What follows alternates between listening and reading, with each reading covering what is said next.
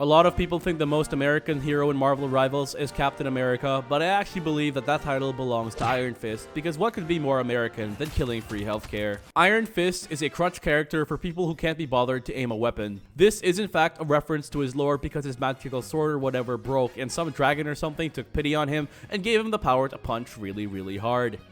And bro needed that dub because he's also the first ever character in a hero shooter to need an aimbot for melee combat. His primary fire, Jeet Kune Do, is a melee combo that has a special mechanic where you lock onto your target as long as you hold the fire button and they're close enough for you to zip towards them. And the game tells you when they're in range by default with a neat little yellow indicator on their body, as if the hero wasn't brain dead enough already. His primary fire also has a secondary property that the game doesn't explicitly tell you, which is it actually slows your falling speed, allowing you to float midair. This does let you mix up your movement and get to places you couldn't by holding your primary fire while falling, but it also helps you stick to flyers and midair characters, meaning yes, even if Iron Man's at the skybox, you're still able to beat the ever-living tea out of him. As Iron Fist, you can deal surprisingly well with flyers, but not when they're teleporting all over the map due to lag.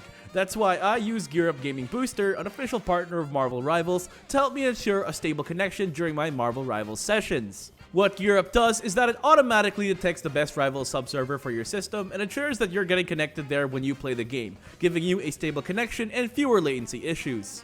Now, there are a lot of factors that go into your connection, including your geographical location and your internet speed, but Gear Up will ensure that you'll experience as little lag as possible for your system. And I wouldn't be talking about a product that doesn't work for me. Gear Up helped me lower my ping and let me play without any ping spikes. With the booster on, I just feel so much better playing Iron Fist. If you're interested, I'm giving out a free 1-day trial for anybody who wants to give Gear Up a shot. Check out the links in the pinned comment and description for a free trial. So equip yourself with a Gear Up booster to tackle high latency, packet loss, and cross-region play issues. Check out the links in the description and enjoy a seamless and optimized gaming experience, and thanks to Gear Up for sponsoring this video. Anyway, you're mainly going to be getting kills by stat checking people with your next ability, Dragon's Defense. The ability has not one, not two, but three separate effects. When you first use it, you pretty much parry all the damage that comes your way. And this is a really strong ability because you're not just parrying bullets and arrows, you can use it to parry people's ultimates. If you parry anything during this phase, you are granted bonus health. And after the parry phase, which you can end early, your auto attacks become something that I'm not even gonna bother to pronounce in an effort to not offend anyone, so I'm just gonna call it JoJo's Bizarre Punch Venture. This drastically buffs your normal attacks, letting you pretty much 100-0 anybody in the game that isn't a tank. During this phase, your auto attacks still lock onto enemies, but note that you lose your floatiness you would get from your normal attack, so this is strictly a combat-only ability. Also, once the empowered effect wears off, you can actually use your normal attacks to reduce the cooldown of this ability. This gives you less downtime on one of your most important abilities as long as you have the balls to fight with your bare fists. For mobility, Iron Fist gets a ton of options just because the devs knew they had to give all the melee characters overloaded kits, otherwise they get absolutely demolished by the Hellas and the Hawkeyes of this game. First of all, you get wall running as a passive ability. This lets you use the map to your advantage for flanks and also lets you tuck yourself away in corners of the map where enemies wouldn't expect. You also get 3 extra jumps stored as charges. You can use them as you see fit, either spacing them out or using them all in quick succession. They generate charges pretty fast, but only when you have your feet on the ground or when you've initiated a wall run, so keep that in mind. But your most obvious mobility tool is your Kunlun kick. You dash forward and then deliver a whirling kick to nearby enemies, pushing them back and dealing bonus damage to them the lower their health is. Because of this, you can use it as a combo finisher or for ring outs if you're fighting near a cliff. However, most of the time, you do not actually want to engage with this ability unless you have an escape plan. That's because it's much more useful as a disengage tool thanks to its instant mobility. Iron Fist does not have a problem getting in thanks to his wall running, extra jumps, and lock on, but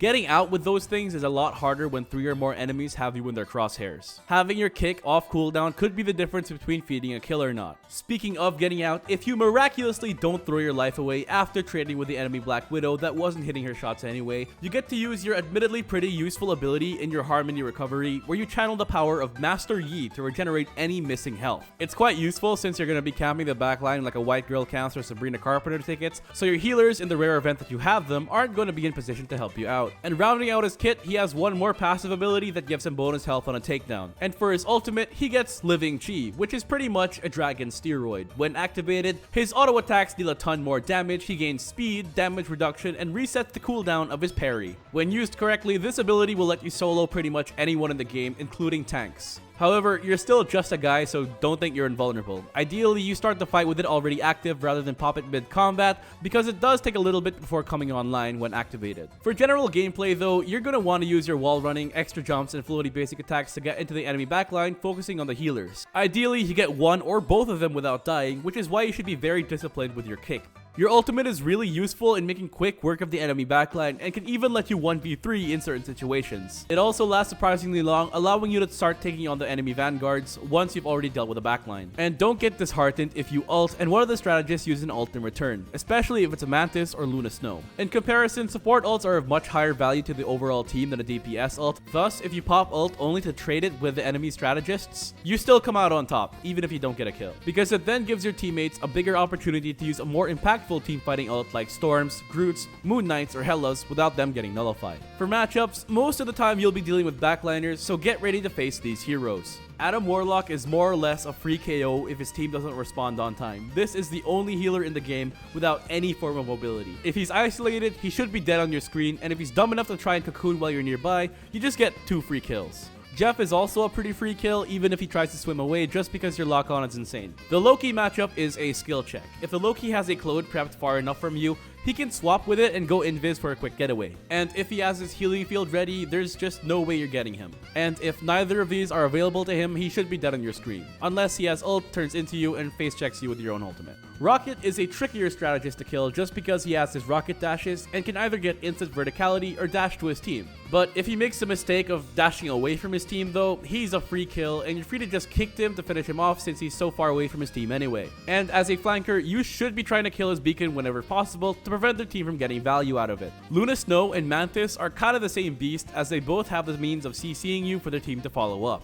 Thankfully, your Dragon's defense, when used at the right time, can actually block the effects of their control abilities. If you manage to parry their key abilities or force them to whiff through mobility, they're usually dead, but if not, you are very likely getting gray screened. Against these two specifically, you might want to hold your parry against them instead of being eager to start throwing hands. And finally, your hardest matchup is a good Cloak and Dagger. You might think that because the tandem doesn't have any real mobility, they should be as free as Adam Warlock, but Dagger can throw down a healing field on top of herself and you'll have trouble killing her even with your empowered autos. Then she turns into Cloak, who can disengage with his hide ability for a short time, wasting your empowered attack timer, and then blinding you and debuffing you with his purple box of pain. From there, he has enough damage to kill you with his primary fire, so you better have held your kick for a getaway. You can still try to take the fight, but it becomes a question of who has more health.